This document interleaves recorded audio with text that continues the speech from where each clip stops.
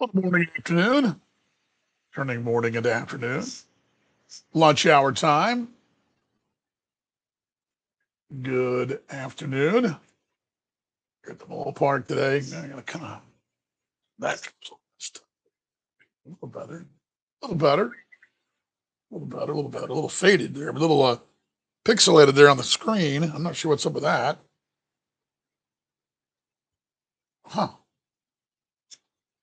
I almost broke out the new camera today. Still might do that. Got it right here. Got some new little. It's like I'll show and tell while we're waiting for everybody to get in here. It's like we used this in my high school games this last year, and it's amazing how awesome this little thing is. I can open the box. I mean, it's like I would say matches, but we don't do matches anymore. What's it the size of? It's the size of. We'll just show you. This is the 4K. This is a 4K camera right here. That's it. It's 4K. It's 4K.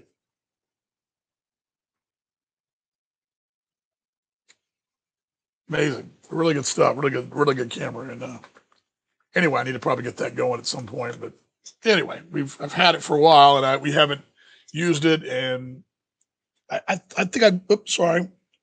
Yeah, I got it more for next year's upgrades. It's sort of hard to upgrade things when you're actually in the middle of the season. It's sort of tough, and we got some big ideas, but it's sort of it's got a lot of moving parts. But anyway, glad you guys are along today.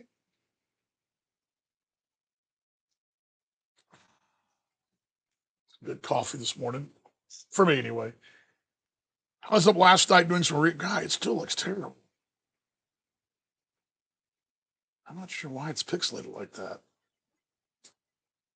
Let me try something here. All right, you guys, hold on. Let me try and see, refresh it, see if this helps. Let me see.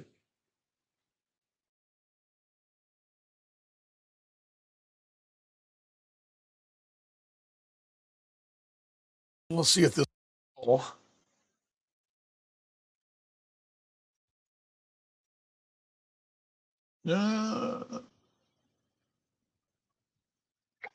man,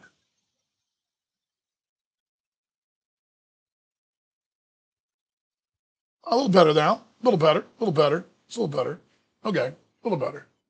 I was looking on Instagram here. Not too bad. It's better. It's better. It's better. Hey, David, how you doing, buddy? Good to see you, man. Hope things are well with you. Jason, good to see you. I think the refresh helped. The refresh helped a little bit. And let's see if it helped on Instagram too. I think it did. Okay, we're all good. Just a little refresh. Worked out. All good. Refresh. Hit refresh. Reset. Right. X's need to do that tonight. It was the weirdest 3-run loss of all time, I think, because even though you batted a tying run, at no point did you feel like that game was in doubt. Right. It's weird. You hung around, but it just didn't seem like it. And then the very end of the game, you have two aboard and a hero from a couple years ago, and I really I thought, well, you know what, this is going to be the time you're going to pull one out of your backside that you had no business doing, and you're going to tie this thing up and go to extra innings. I really for about 35 seconds I felt that because back to back 2-out walks. Gene's a bonus save before here. I'm thinking, okay, why is it still pixelating? It's driving me nuts. Oh, it's terrible. All right, well, bear with me. I don't usually look that way like I'm a predator. That is so bizarre. Uh, maybe I should use a new camera today. Don't like it. But anyway, for about 35, 40 seconds, you felt like, okay, you're going to tie this thing up. But, as good as his offense has been, I just didn't think last night you didn't see that. You didn't see them well last night. For whatever reason, Mongo had some interesting comments in the post game. We'll get to those in a moment. But that was the most weird 3-run loss because it felt like you were down by 10, only lost by 3. And let's see your questions. Are you getting any rain over here? A little mist, little drops here and there. I actually to the north, looking toward the north, toward Morningside in that direction. I see a split in the clouds and some blue. It's actually kind of bright that looking back out there right now.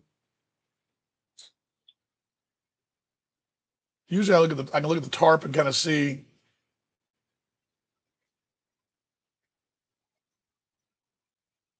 maybe slight drops, but nothing. It's not coming down hard. I mean, I think they're going to take the tarp off at 1. I think is what I saw. It's been covered all night. I didn't get any rain in the bluff this morning. I was working at the house, finishing up my wash from the last road trip. Finally got all that done, and of course, then I made this great lunch. I actually made a salmon salad for lunch. Actually made the salmon in the air fryer, had it ready, had it all set up, put it in the fridge to kind of when I got the shower. What I do? It ain't here. It's supposed to save me time today. I was going to eat lunch here, and probably do that about 5 times a season. I make a fancy lunch, and I take time to do it because you have to actually make said salmon in the air fryer and season it and all that. Then put in the salad. I mean, it's real world problems, right? You guys don't care. We need to get behind a town tonight to be tough already since we just saw him twice recently. Yeah, and Mongo brought that up, but here's the deal. That is true. Jared Wright's seen them. Tano's seen them. They've seen Tano. But haven't you seen Brassfield? Haven't you? Haven't you seen Parker Harm? Now, and I can't break the innings down per se, but you've seen that they ran a true rookie out there against you last night from St. Cloud State, which I'm sure is a great baseball program. I got no idea. I know their hockey's great. He was great. He was outstanding. He looked like he belonged to the Fillet ball. I'm wondering why no organization signed him as a free agent or no one drafted him. He could throw. And he did it again to you. This guy didn't come from, Ole Miss or University of Texas or Arizona State or anything like that. UCLA, this guy came from, give me your College World Series teams. Was it, West Virginia, North Carolina, he didn't come from those places. St. Cloud State, which I only knew them because they played good hockey. Great, man. And Chris Coase continues to unearth young arms from places that you kind of want like, huh? Because I always find it fascinating that a guy, I don't know, insert anything north of Sioux City, really. I mean, anywhere in Minnesota, parts of Illinois, Wisconsin. I mean, you're only going to play so many months a year. It's brutal weather. And being a pitcher in, I mean, I'll even use the big pitcher in the Big Ten is tough in the middle America. There are places in the Big 12 it's tough in Kansas and K-State. I mean, try pitching in Oklahoma in March. It can be dicey at best. Now, granted, you have much better weather than Florida or, Georgia, places like that. But I'm amazed that he's able to unearth arms like that time and time again. And let's just look here. True rookies, they've got Eric Chalice, who did pitch for Milwaukee this year, but he's a true rookie. Tyler Jeans was with them last year. He's not a true rookie, but he's a year out. He was a find last year for them. Bryce Brassfield and Kaylor Key, both from St. Cloud, Minnesota State, true rookies. Adam Byrne was a rookie last year. He's a position player. But, I mean, that's impressive. They rolled him out there last night and saved their piggyback situation until they've got a chance to win a series here and put you behind the 8 ball. I'm impressed with that. So, Robbie, yes, while you're correct, it's correct. You also have seen their guys again, right? You're seeing their guys. That should count for something, right? Last night the ball traveled here in a weird way. There was no breeze, so you think, okay, the wind's not blowing. And Mongo talked about this in the post-game show. There was no wind last night, but the ball did still, you didn't account for that, and it still traveled well last night. It was a weird night, and that didn't help either. But yeah, Robbie, you're correct. You're correct. But yes, got to get behind Otano. I love his mental approach. I love his mental take. I love his focus. I love what he brings to the table. I love him as a young man. I do. This is a very. This is another spot. This is a must-win game. The X is now, in my estimation, let me find it here. I had this morning when I was looking at my notes. Where are we at? These are the must-wins you've had the last couple weeks. Okay, let's go through them. All right, let's go back. Take you back in time. Take you back to. Let's go back to the All-Star break. And we had we had a must-win game in Cleveland, didn't get it. So that's the first one you did not must win, right? Now you closed out the first half with a win at home against Lincoln. You were at even that series, you got it. You got swept. Then you went to Lincoln, you won the first two, and you won the series. That you had to win that series. That was a must. Either you had to win that series, so must win would have been that Wednesday. Let's just say you got it. You come up against Kansas City, win one, lose one. You had a July 26th must win against Kansas City. You got it. Then you go to Gary, lost a game, won a game, and then you had a situation to win a series. You lost the series 3-2, a one-run game. You couldn't touch that Cancelaria. Couldn't touch you. Then you go to Fargo, win a game there, drop a 10-7 game and an 8-7 game in extra innings. That was a Sunday when you got caught. That game. I'll take that one out of the mix. So now you're 1-1 in must-win games because that one you didn't lose. You kind of got hosed. Okay. Lake Country won. Lost one, won one, you lost one, but you split that series. I didn't think the August 6th game was a must win.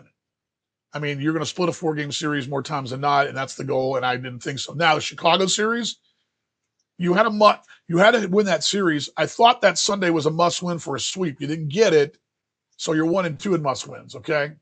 But in the end of the thing, again, the asterisk beside it is Chicago, you won the series, right? So you had a winning homestand, so that's good. Then you go to Fargo, win the game, lose the game, must win on Thursday, you got it.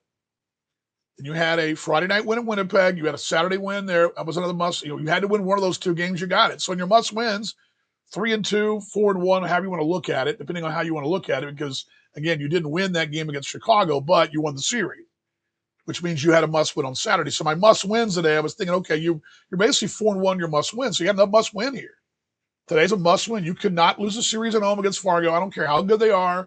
I don't care if they have Sermo or not. I don't care how many former Mexican League guys they got. I don't care. You got to win a series. You've got to win tonight. It's a must win. So yes, Robbie is spot on. It's a big game. I would get behind Otano. I think I really like what I like about him in this situation is I'm not going to tell you to go out and give you 5 innings. I don't know that. He hasn't done that yet. He's got you into the 5th inning, but I think he's going to get you 4 and keep it where, keep it 1-1, 2-1, 2-2, 0-0. Now, can he get you 5 and do that?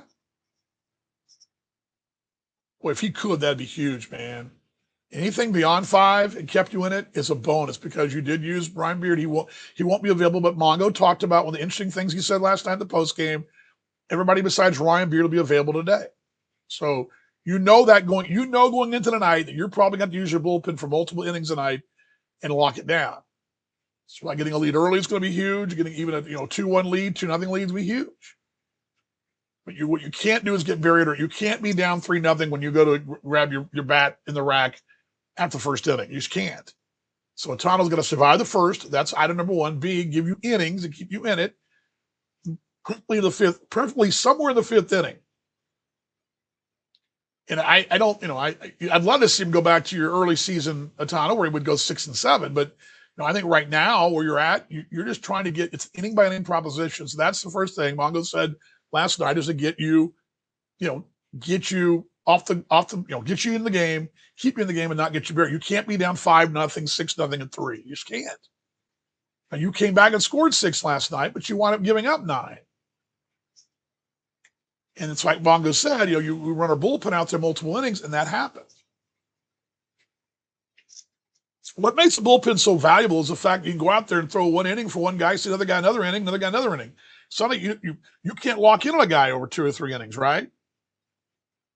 The flip of the coin is Brassfield came in and went 4 1/3 against you in relief recently, and you didn't touch him. There's that thinking too. So it works both ways.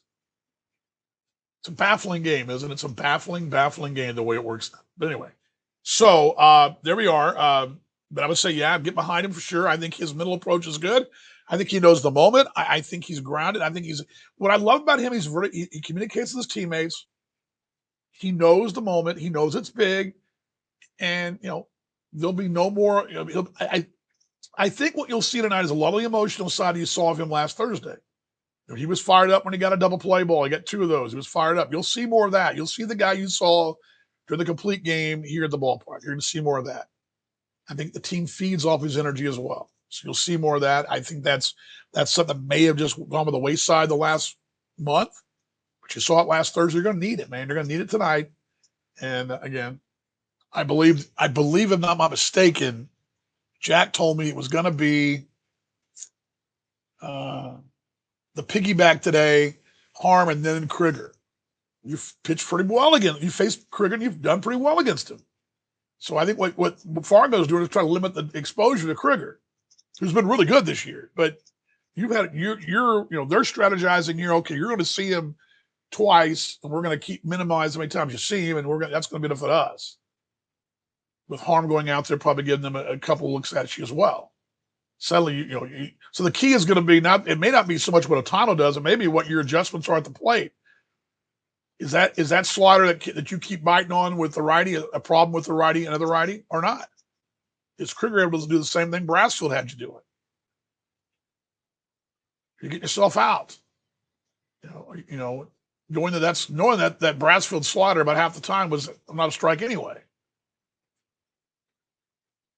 So, I mean, it's going to be a thinking man's game, the adjustments game. And the X's have been pretty good at that in games after they've had their back against the wall or they've had it handed to them, so to speak.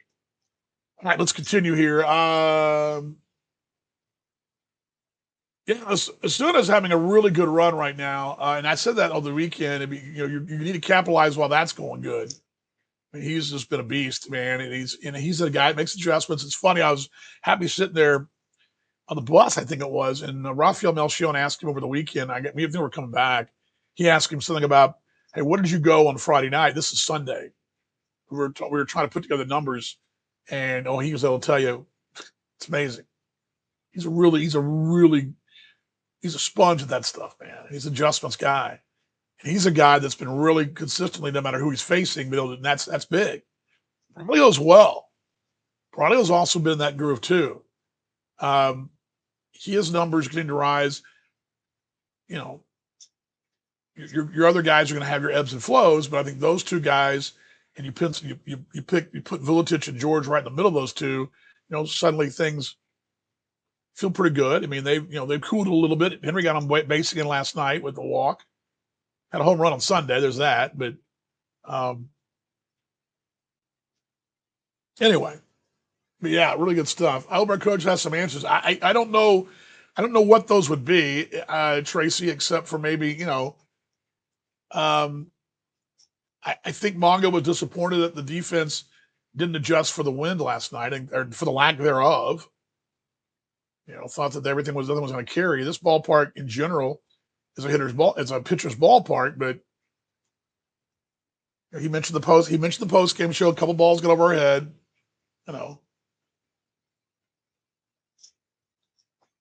He did say, I asked him point blank because I really believe no one works as hard as that Jared Wright does. He's a hard worker. He was out here running the wind sprints last night. But he's not. He said, I'll let you know on Sunday how concerned I am. He believed, this is where Robbie was saying a moment ago, that, Fargo, we believe, at least that's what Mongo seemed to indicate, that they have a pretty good read on what he's throwing. I've heard, this is something that goes on all the time, tipping pitches. And what does that mean? What does that really mean?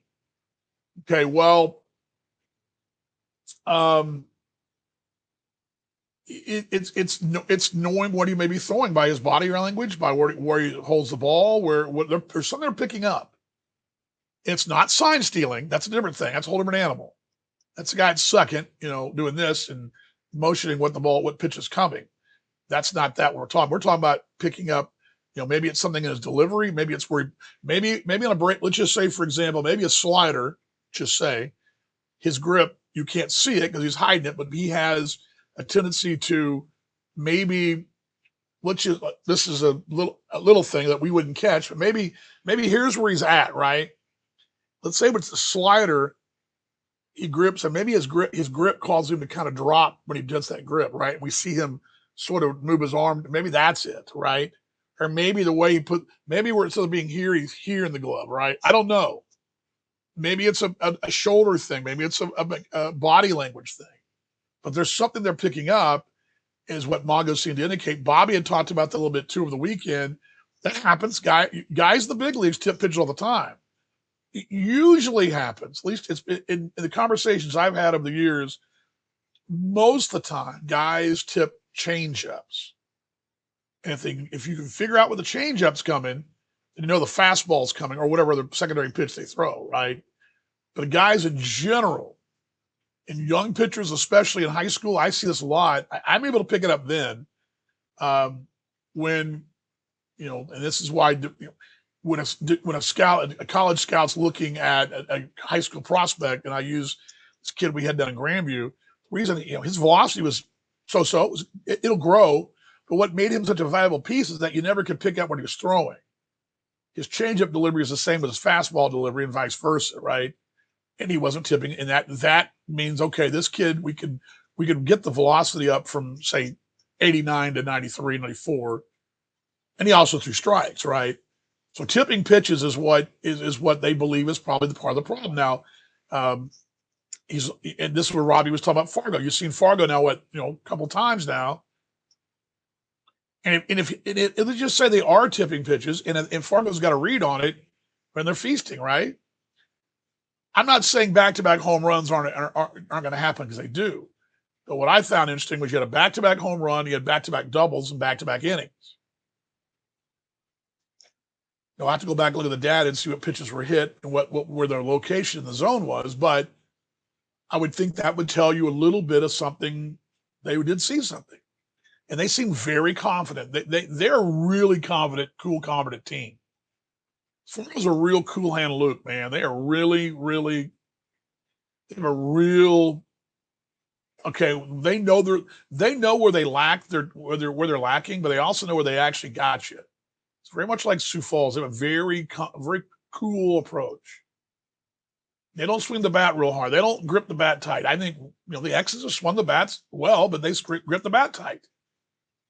Everything's do or die sometimes right now. And that's the way it is when you're playing playoff games right now. But again, I can't read pitches. I can't read tip pitches, but that's what's going on. And just to give you an idea of what Mongo was talking about, so I found it interesting. So when I asked him point blank, because I was concerned last night in the broadcast, De La Cruz isn't here anymore. We're worried about tonight. We just talked about, for 5 minutes about tonight's start. And then Jared Wright, who had two really good starts. And we were talking about in the broadcast last night that the storylines are a little different, but the same results. Atana was an all-star. Suddenly he's scuffling. Jared Wright was outstanding his first two starts, and then he scuffled the last four. It's like 21. It's 20 earned runs and 21 innings. And he didn't just forget how to pitch, right? And I think there's some truth to that whole, there's a lot of truth to that whole pitch tipping thing. The other thing is, I would say that, teams make adjustments. That's part of it. But, it's not lost to me. Two guys are really good and then haven't been really good at all, number-wise. Okay? And that's concerning. And I asked Mongo about it last night. He said, well, I'll know more on Sunday. But they're working through it. Is that public information? You're talking about tipping pitches? It's not like a database for it. But if I look out there, put it this way, how do I give you a great example from we were talking cards yesterday? And I don't play poker, but I've heard guys and gals that play poker can read the room, can read the reactions. That's why you've got people wear sunglasses. And I was watching poker the other night. You had that. What's her name? Is it Jennifer? Is it Meg Tilly? Is that her name? That's the actress that plays poker. It's her, and there was all these poker players. There's some event, right? And they were chatting, and I saw this in the hotel. They were talking about, they're all chatting, right? The idea to chat is to read what they're doing. You read the room, right? and what people's reactions are when those cards come out, right? Because I'm like, that's why I was always whenever I would be one of those people in blackjack or like in poker, be going like, "Oh," and be trying to deke them, right? But they always try to read the room, right? It's the same thing in pitching. You're trying to read the room. You're trying to read what the guy's doing. Okay, what's this guy doing? Okay, I just saw something. He didn't do it that time. That's why we go back to Nate Mertens. Nate Mertens is a machine. He throws the same with runner aboard, runner on, runner no one aboard, 6-1, 10-1, 0-0. He's throwing the same. And it's a machine. And you can't really pick anything up. And I don't know, as far as public information, it's public to Fargo. They may write it down in their notebook, but the X's surely have seen things over the course of the season. Somebody tipped a pitch, and that guy, that when he threw he threw a changeup, got me looking. But he doesn't throw many changeups. But okay, let's go back and remember what he looked like when he threw a changeup. And they may pick that up. It's hard, man. It's a hard sign stealing and tipping pitches are very hard to pick up. Very hard. It's not an easy science. It's again, I take the casino side of it. It's much like counting cards. It sounds like a good, easy thing. It ain't easy, and you don't really know because you got to count where the location of the pitch is. Yeah, okay, changeup's coming, but is that pitch actually okay? I know it's coming. I'm gonna sit on it, but maybe he throws a little slower this time than he did last time, and your timing's off. You miss it. So yeah, as far as public knowledge, it's public to that dugout. Oh, you're talking about when the pitcher was a zone. Oh, okay. The commissioner last night, Josh Schaub, talked about this a little bit. We had him on the broadcast. Great conversation. Really enjoyed having him on. Yeah, there is data. It's out there. It's now. Can you and I get a subscription? Perhaps. I don't know if you're able to pull that data yourself. You can get a subscription to to one of the services. There's several of them out there that are data driven. But I don't know, for example, for us, we're able to, go in there and, I'm able to go in there because I work with the ball club. We have to provide, I provide data, roster data to the company, right? I provide their data, they enter it in the computer system. It's all computerized. We get reports, Fargo gets reports, the league gets reports, umpires get reports. He was talking about that last night. He was talking very much, Josh was talking about last night, umpires get reports too. Well, TrackMan, I know you can sign up for one. I don't know if you can pull the data. That's what I'm saying. I don't know if you can pay for it. I have no idea how that works. It's out there, but you have to dig for it, and and the teams have it, right? But I don't know that. I gotta get a TrackMan account, but I don't believe I'll be able to get the game report from last night. But it's there for the teams. The team's going to actually, I'm sure Rafael Melchion today will get here. He'll look at the TrackMan report from last night. He'll go back. And what he'll look at is a report from last time Parker Harm threw. See where his pitches were. They'll look at that. They'll do the same thing. They're going to be, I guarantee you, Fargo's looking at where Tano threw last time and the situations and they can break down runners aboard and count situations and all that'll be broken down. So, you don't want it. You don't want it. Our coaches do have it. Yeah. Tracy, I'm sorry, I misunderstood. Sorry. Gotcha. Yeah. Oh well. Yeah. Yes. There's a whole data on that. Once in a while, you'll hear me reference on the broadcast. I'll say, the scouting report says this is what their scouting report was. For example, last night, I think we talked about this on the broadcast. We believe the scouting report was sliders away to right-handed batters for Brassfield. And that's what that was a get out pitch for him a couple of times. And they're also, he'd rather than, when the X's stopped chasing him, he brought him in a bit and brought him up. And they still chased him up in the zone, up, pop-ups. And it was the same way for any right-handed batter, any righty-righty matchup. That was the report. That's what they thought. Remember, who was it the X's faced? I think at Winnipeg, I think I mentioned on Friday night that the data showed that whatever the pitch was, I think it was what they call splitter. And this guy threw a splitter, but none of them were for strikes. So if you saw a split action, which is hard to pick up, but if you saw it, that was going to be a ball. He did not throw it for strikes. It was some kind of crazy number, like 12% of those were strikes. There was another guy when we talked about, I think it was Lake Country, where the breaking ball was never a strike. Anything with movement never was a strike, including the slider. But everything was set up because that fastball came at you so fast and it sped everything up. And he changed speeds. He changed speeds through strikes with one pitch, but the other one wasn't. But you got yourself out. But it's the same way for you. You're going to look tonight, and maybe I have no idea what it is. But let's just say Parker Harm in this situation, when he's ahead in the count, likes to do this, and it's going to be how the location where the pitch is, what the pitch probably was. You can throw a slider, or think you threw a slider, but you may have actually been throwing a fastball, and the way you may say lost the grip on it. I mean, vice versa. There's that. Because sometimes the guy throws a pitch, you don't know where it is because he lost the grip on it. You look at his hands and go like that. So, really good stuff. Let's see here. Kenny says, how still were you when Knowles is caught stealing 26-20? Yeah, I'm not sure. I have seen a photo. No, I've not seen the video. I had downloaded the video. I just hadn't got a chance to go back and watch it. I won't probably get a chance to. We moved on, but the photo I saw, he was safe. Now, Deshaun didn't argue a great deal. He's not one of those guys to argue much anyway. But the photo I saw looked like he was safe. But, the replay we had from up here, he was tagged on the glute probably, or maybe below that, the hamstring.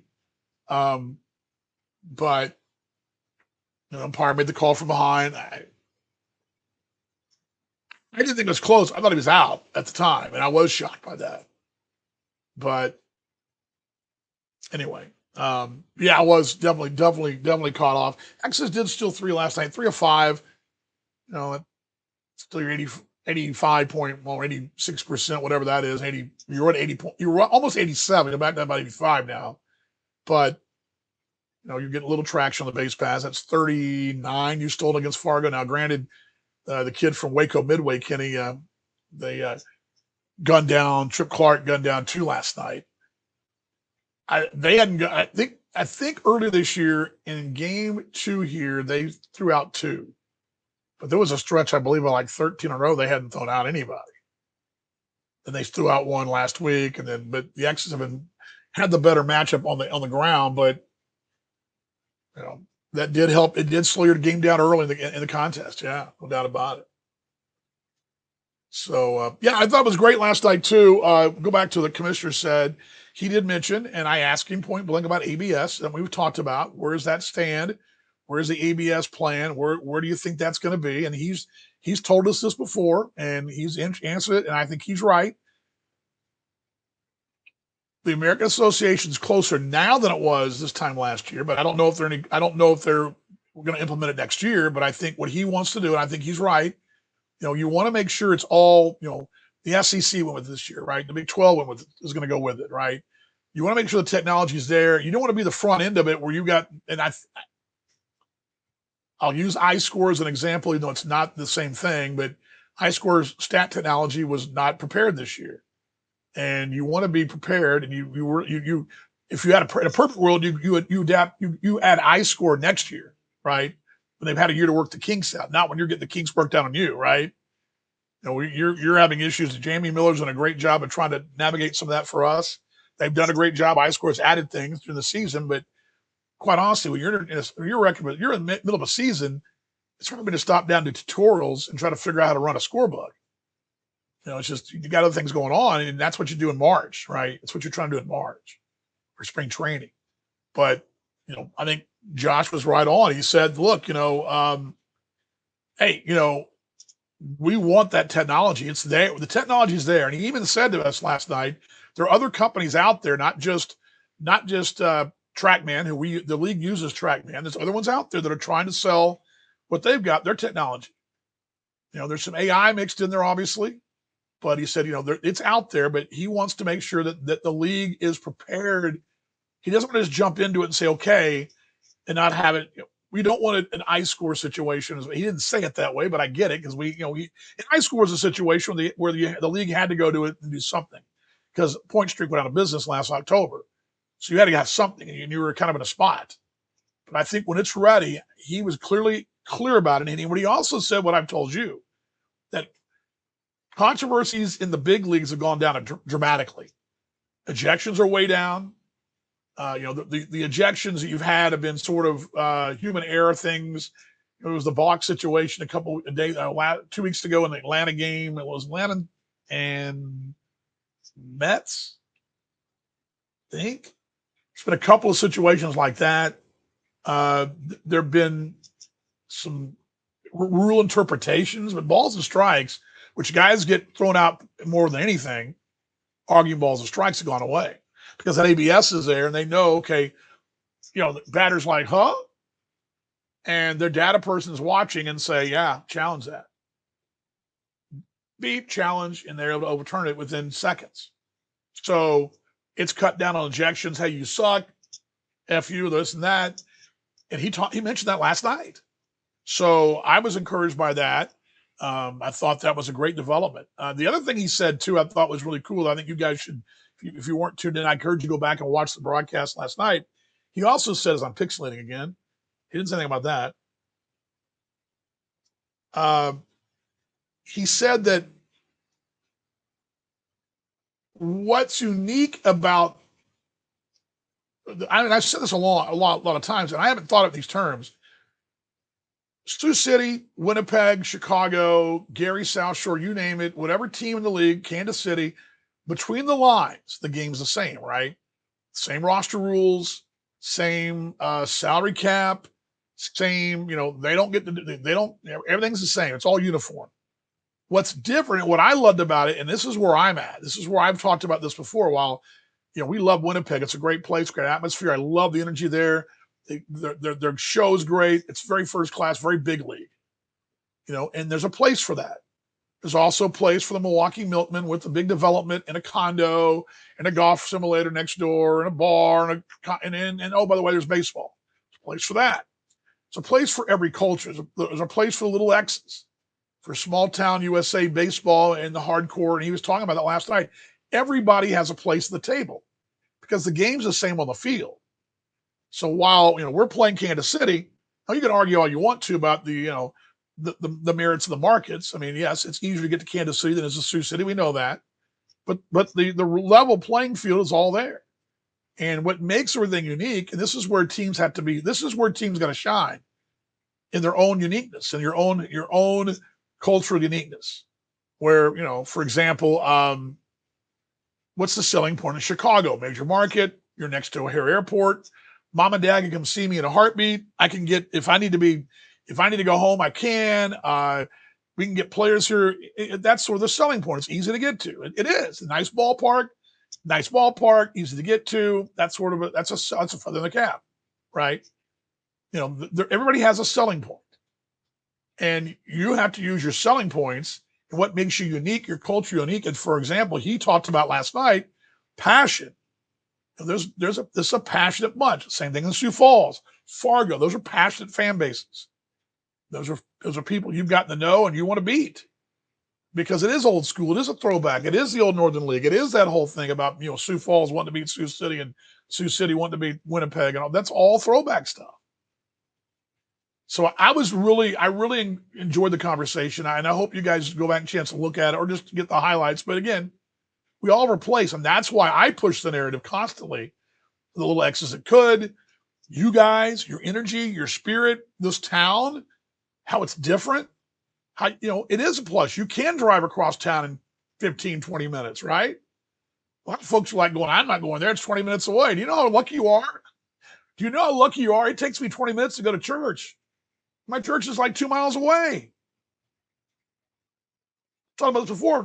My favorite sushi place, it takes me, it's an hour getting there, 30 minutes getting there, 30 minutes getting back. And then by the way, I got a lunch. I got to block out 2 hours to go. I don't have 2 hours in a day. I can leave in 5 minutes to be at Sneaky's in 15. Those are selling points, right? Our fans get to know. And I looked down last night. People are talking to Jose Sermo. He knows those people. I'm not saying you wouldn't know people in Chicago, but there's a much better chance in a small market like this. So you got to embrace those things. So things that make us unique, the spirit, the passion, keep doing that. And like Robbie said earlier, get behind Otano tonight. Get behind him, encourage him. When he goes 1, 2, 3 in the second, Man, pump your fist and say, "You bet, man." That's what makes it better because that's what he's gonna tell his buddies, or Ryan Beard's gonna tell a buddy, or whoever. How was your time at Sioux City? Man, the fans are great. We're treated well.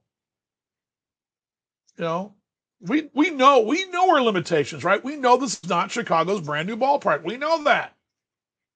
So be it. What did Josh Schaub say last night in the broadcast? This place looks great. He told our owner, John, last night, this place looks great. And it does look good. Looks really good. Looks really good. It's clean. Very fan accessible. I mean, you can go during an inning break, grab you a snack and a beer, be back. Go to the restroom, make a restroom run. You can't do that everywhere else. Do it here. I mean, I love Winnipeg, but you can't do that at Winnipeg. Love it, but you can't do it.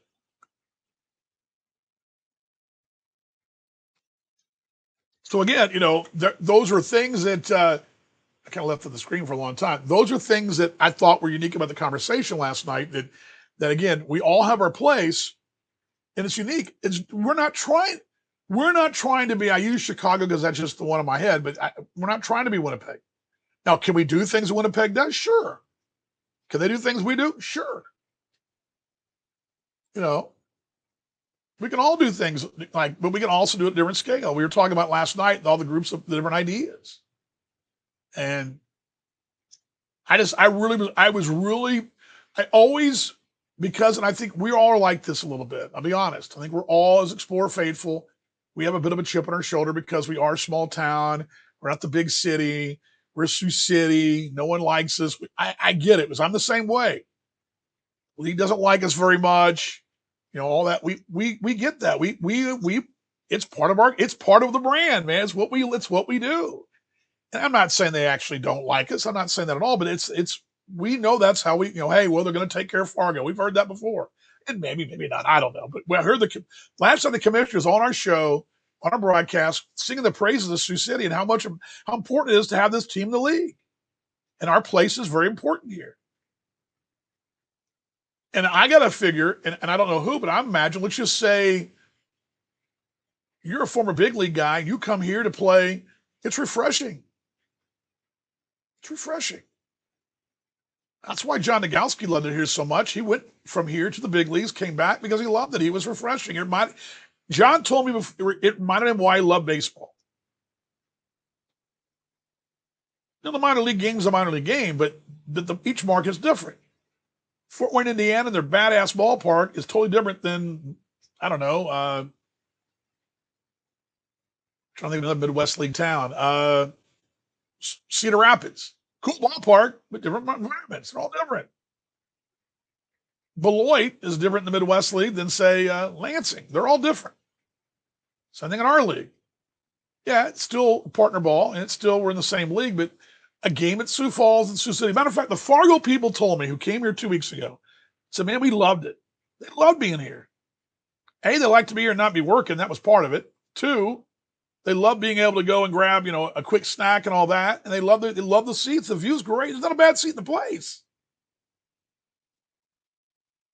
Why do you think our photos look great? Tim does a great job.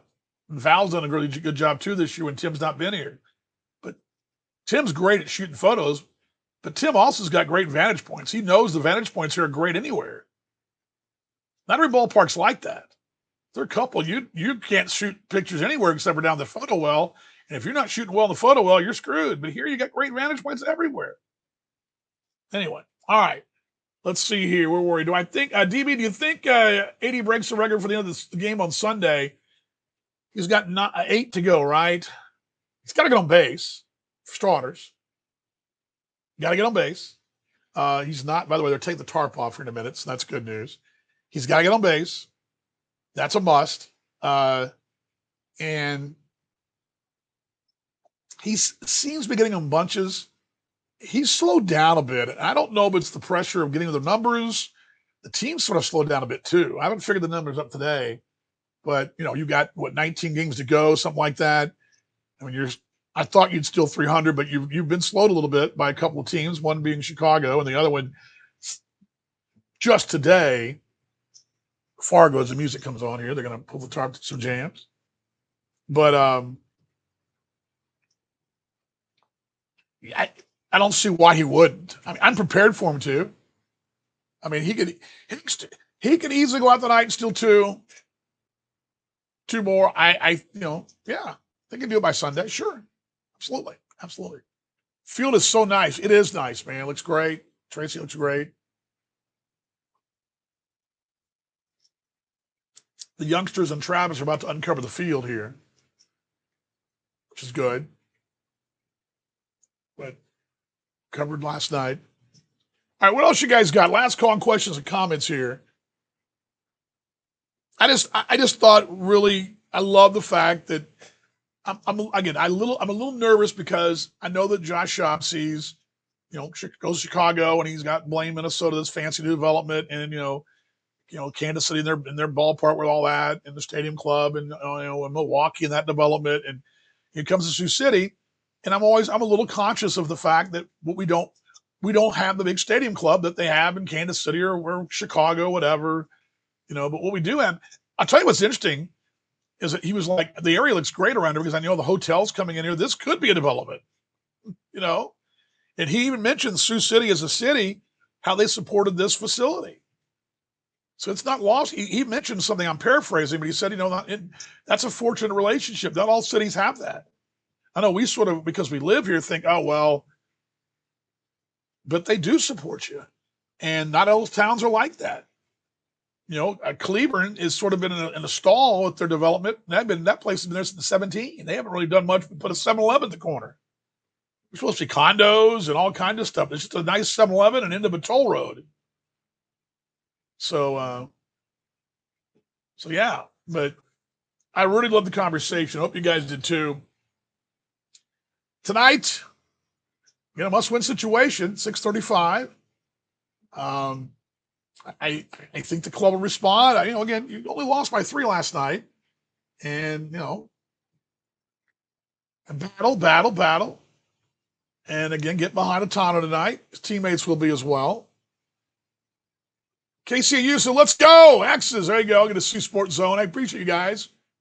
Great stuff with our partners here. Good to see KCAU out there. Seeing hellos out there. Just seeing everybody out there on Instagram. Trey as well. Ronnie Hughes, legend right there. Let us see you guys out there. Let us see everybody out there on Instagram. I know I don't get over there as much on Instagram. I flip over and check every once in a while, but I appreciate you guys on the old man look here. But appreciate Instagram being out there as well. Just more channels. I know some of you folks do watch on my personal YouTube channel, and thanks for stopping by. The 2 or 3 that are there. I hadn't even looked at that in a while. Tonight, everybody else in action on the league. Now, you didn't lose the ground last night. Sioux Falls lost. There's a scenario in play. Albeit in play, it doesn't mean it's going to likely, but, Mongo mentioned last night, that doubleheader week from Saturday could be huge. If the way the cards come on the deck right, you could be playing to go ahead of them by that half game in play could put you ahead of them by a game. It's a scenario there. You've got to take care of your business though to get there. It's a scenario in place. Possible. But scheduled tonight around the association, and this one as we close this thing out. Schedule looks like this. Again, the Lincoln at Kansas City, that's at 6:35. Lincoln got walked off last night. A real gut punch to them. They were definitely on the way to perhaps an extra inning ball game there, and then wound up getting walked off. And Winnipeg and Sioux Falls tonight. I think Winnipeg's a good matchup for you. I talked about that yesterday. But just talking to the Winnipeg folks, they feel like they're mad. They're better. They want to win the division, and I think there's a good chance they can. I think the more likely scenario is you catch Sioux Falls and pass them. That's probably your only way in. I don't think you'll catch Fargo. Doesn't mean you won't, but here you go. We'll go through it again. Here's what's remaining. Kansas City's got Lincoln for 2, at the Falls, at Winnie, at Lincoln. Those are all road games. Won't be easy. They're home for 7 against Sioux City and Winnipeg. Winnipeg, they got to finish the series at Sioux Falls. They're here, home against Kansas City, home against Lake Country. Ain't going to be easy there. At Fargo and at Kansas City to close things out. So 8 in the road. Fargo is the one I'm kind of watching. They got the series here. I don't know why don't have the number properly. They have the series here. They're at Lincoln. Then they go home, and this is why. I mean, they got Sioux Falls at home, Milwaukee at home, Winnipeg, and those are all home games for 4. Then they close out against Milwaukee for 4. So that's why I don't really think that. I mean, it'd be tough. The Falls, Winnipeg for 2 more. They got Kansas City in that ballpark against Kansas City. They got a big series at Fargo, which they returned to Fargo. They were just there. Lost what, 2 or 4? Is that right? At Gary, tough trip there. That's a night game. Then they got Cleburne and Lincoln at home. Cleburne may be trying to fight off Gary. Then that may matter a lot for them. So that's what everybody else has. Just a reminder for you: Fargo, Winnie, at Gary, King County for 4 here, at Kansas City, at Lake Country. And the goals will sort of be, if you can be a game out, you can be a game out come that 7-game road trip, then it's game on. But again, I think scoreboard watching Sioux Falls become a huge Winnipeg fan tonight. All right, last call. Questions and comments? Last call, everybody. Last call. Field looks good coming out. They just dumped the tarp. We'll be able to roll it up and get it out. There was some water. It wasn't slammed with water, but there was water on it. But it was not. It got enough of a shower, but they need to cover it now, get the wind on it. And anytime you dump the tarp, it's heavy. But it wasn't like that stretch last week when we got slammed. That was that Wednesday, 2 weeks ago. All right, love you guys. See the broadcast tonight. By the way, I was up late last night working here. Trying to get caught up in my flashbacks, but I'm in a part where I'm trying to close out the season of 1950 Sues, and I ran into. I love these looks because I found a guy that's legendary in both the U.S. and overseas, and I had no idea. I'd heard this guy's nickname a time or two through some readings of Japanese baseball, but I didn't know he was a big deal there in the early years of Japanese professional baseball. The earlier years, the post-World War II years when the Japanese baseball was resurfacing again after the war, and when you started to see that growth again, the guy was a pioneer over there, and I didn't even know he played with the Sioux in 1950. And it's funny because I'm going to tell you about a guy named Daryl Spencer. It's probably take us 3 parts. I wrote 2 last night, and I got more to tell you about this guy in the time limits we got. And what's amazing about it, when this Daryl Spencer was here, he was a top 3 player for the Sioux in 1950, 21 years old, almost was never discovered. Gets discovered playing basically Legion type ball. They called it Van Johnson League ball, but it was sort of a amateur ball. Winds up being discovered by a guy named Mel Ott, and 21-year-old gets sent here in his first season. Not in, he was in a co-op team the year prior in the Sooner League, and then he comes here, and 21-year-old Daryl Spencer's great. He's great. And he goes on from here, and I always wonder he passed, I believe, in 17, but I always wonder, hey, Mr. Spencer, in 1950, did you believe you were going to be a star in 2 leagues? You were going to be in 8 opening day rosters, and hit the first home run in the National League in California. I mean, and then go to Japan and be a legend there. I mean, did you know that in 1950? Because he was 21, he couldn't have known that, right? It's funny how he passed through 1 year, and that became a big thing. So we'll talk about him the next couple of nights. Also, those Sioux City Sioux as they wound their way through August of 1950. So that's all coming out in the broadcast tonight. Let's go X's. Everybody get out of here. Let's go. Larry says go X's. Jason, go X's. Lead us out. You folks on Insta, love you guys too. Thanks for coming by. KCAU, really appreciate you. I didn't reply, but I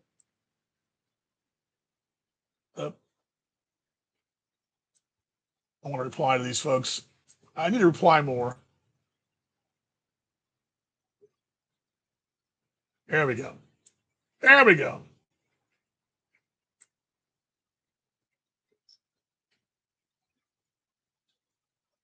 There we go. There we go.